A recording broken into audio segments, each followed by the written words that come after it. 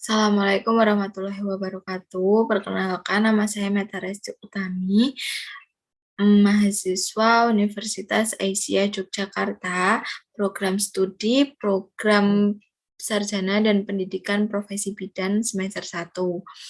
Di sini saya akan menjelaskan tentang sistem reproduksi pada manusia, yaitu untuk memenuhi tugas mata kuliah saya, yaitu fisiologi. Langsung saja, reproduksi. Setiap makhluk hidup selalu bereproduksi. Mengapa? Yaitu makhluk hidup bereproduksi bertujuan mempertahankan keberadaan sejenisnya. Demikian juga manusia, proses reproduksi diatur oleh sistem reproduksi. Manusia memiliki dua jenis kelamin, yaitu laki-laki dan perempuan. Keduanya memiliki sistem reproduksi yang berlainan dan saling membutuhkan. Sistem reproduksi pria. Sistem reproduksi pria meliputi organ-organ reproduktif, spermatogenesis, dan hormon-hormon pada pria. Organ reproduktif pada pria dibagi menjadi dua bagian, yaitu organ-organ reproduktif internal dan organ-organ reproduktif eksternal. Organ-organ reproduktif internal yaitu sepasang testis, duktus, saluran-saluran reproduksi, kelenjar-kelenjar aksesoris.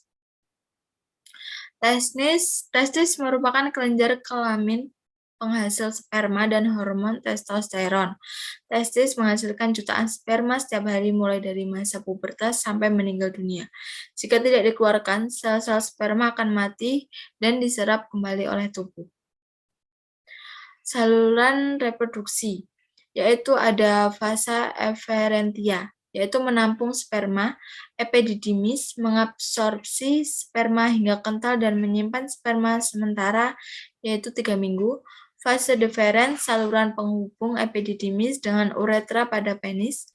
Di bagian ujungnya terdapat saluran ejakulasi. Saluran ejakulasi merupakan saluran pendek yang menghubungkan vas deferens dengan uretra. Fungsi saluran tersebut untuk mengeluarkan sperma menuju uretra. Uretra merupakan saluran untuk mengeluarkan sperma dan urin. Kelenjar aksesoris. Ada vesika seminalis, merupakan kantong semen atau mani yang dindingnya menghasilkan cairan lendir yang mengandung fruktosa, asam askorbat, dan asam amino sebagai makanan dan pelindung sperma sebelum membuahi ovum. Semen sendiri atau air mani adalah cairan yang terdiri dari sperma dan cairan yang dihasilkan oleh beberapa kelenjar. Alat reproduksi pada lelaki yaitu kelenjar prostat yang menghasilkan cairan susu atau berwarna putih, yaitu cairan basah. Yang kedua, ada cairan ini berfungsi untuk menetralkan sifat asam pada saluran fasa efrentia dan cairan pada vagina, sehingga sperma dapat bergerak dengan aktif. Ada yang kedua ada kelenjar Cowperry, yaitu disebut juga dengan bulbouretralis, yaitu penghasil cairan pelicin. Yang B ada organ-organ reproduksi eksternal. Yang pertama ada penis, merupakan alat kelamin luar yang berfungsi untuk memasukkan sperma ke dalam tubuh wanita. Yang kedua ada skrotum, yang bertujuan yaitu suatu lipatan tubuh yang mempertahankan suhu testis 2 derajat Celcius di bawah suhu di dalam rongga perut. Skrotum merupakan kantong yang di dalamnya berisi testis. Pembentukan sel kelamin atau spermatogenesis. Pembentukan sperma terjadi di dalam testis, yaitu spermatogonium bersifat diploid dan selalu membelah diri secara metosis sehingga berjumlah banyak. Sebagaimana spermatogonium itu membelah diri, membesar menjadi spermatosit primer. Spermatosit primer terus membelah diri secara meiosis membentuk spermatosit sekunder. Spermatosit sekunder membelah diri kembali secara meiosis menjadi spermatid. Spermatid berdiferensi menjadi sperma, lalu tiap-tiap sperma memiliki jumlah kromosom setengah dari jumlah kromosom spermatogonium. Alat-alat reproduksi manusia. Yang kedua ada perempuan. Alat reproduksi pada wanita berupa sepasang ovarium, oviduk atau tuba falopi, uterus, vagina, organ luar, kelamin bagian luar. Ini yaitu yang lanjutan dari pria.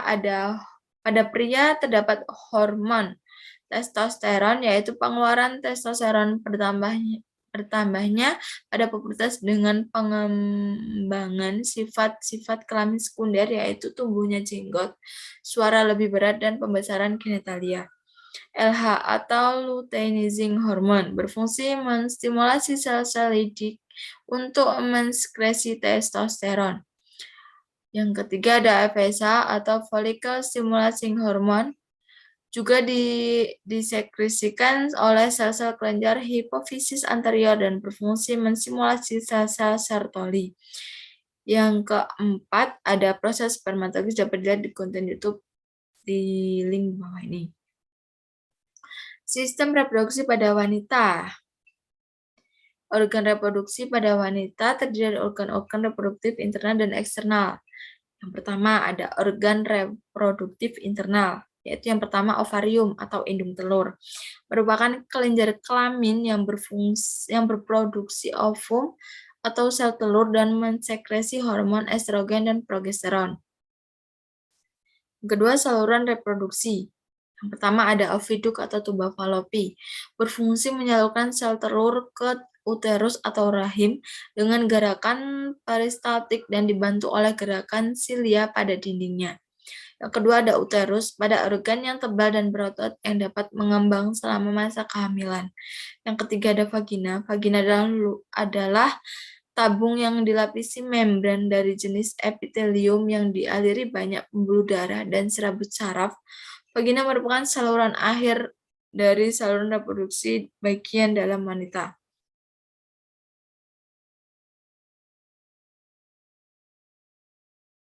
Yang B ada organ-organ reproduktif eksternal. Yang pertama ada klitoris atau klentid, struktur yang sama dengan penis.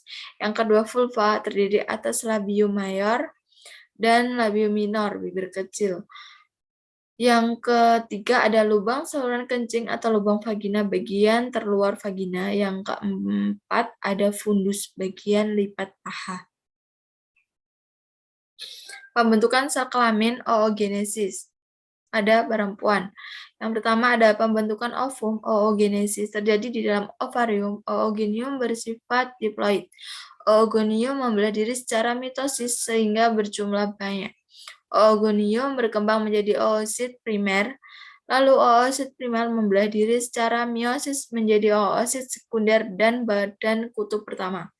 Oosit sekunder mengandung kuning, telur, dan sitoplasma. Badan kutub pertama merupakan inti sel yang kemudian membelah diri menjadi dua. Oosit sekunder membelah diri secara meiosis menjadi ootit dan badan kutub kedua. Ootit berkembang menjadi ovum yang haploid. Setiap oosit primer menghasilkan satu ovum. Hormon pada wanita sendiri terdapat 5 hormon, yaitu estrogen, progesteron, LH atau luteinizing hormone, FSH, follicle stimulating hormone, dan prolaktin. Ovulasi. Ovulasi adalah proses keluarnya ovum dari ovarium. Ovum akan bergerak ke rahim. Bersamaan dengan proses ini, dinding rahim menjadi tebal seperti spons penuh dengan pembuluh darah yang siap menerima zigot. Ini untuk gambar fertilisasi atau proses pembuahan. Fertilisasi sendiri adalah proses peleburan antara satu sel sperma dengan satu sel ovum yang sudah matang. Sel telur yang telah dibuahi berubah menjadi zigot dan menempel pada dinding rahim, seperti ini di sini. Lalu ada menstruasi pada perempuan, yaitu bila ovum tidak dibuahi, dinding rahim yang telah menebal dan penuh dengan pembuluh darah akan rusak dan luruh atau runtuh bersama-sama dengan ovum. Jaringan tersebut dikeluarkan melalui vagina dalam proses yaitu menstruasi atau haid. Di sini terdapat gambar yaitu siklus reproduksi perempuan. Lalu ada perkembangan embrionik. Fertilisasi atau konsepsi terjadi ketika sperma menyatu dengan sel telur atau oosit sekunder di dalam oviduk. Zigot yang dihasilkan akan diimplantasikan pada dinding uterus dan mengalami pembelahan secara mitosis berkali-kali. Lalu terjadilah kehamilan. Setelah zigot terbentuk, zigot langsung membelah diri menjadi 2, 4, 8, dan 16, dan seterusnya. Dalam waktu yang bersamaan, dinding rahim menebal penuh dengan pembuluh darah siap menerima zigot. Zigot menempel pada dinding rahim untuk berkembang. Zigot berubah menjadi embrio. Tahap pembelahan zigot hasil fertilisasi dalam perjalanan menuju endometrium uterus untuk proses implementasi. Sekian, terima kasih penjelasan saya tentang reproduksi manusia, yaitu reproduksi pada lelaki dan perempuan. Terima kasih, mohon maaf sebelumnya jika ada salah kata atau pemaknaan yang kurang jelas. Saya mohon maaf sebelumnya, saya terima kasih. Wassalamualaikum warahmatullahi wabarakatuh.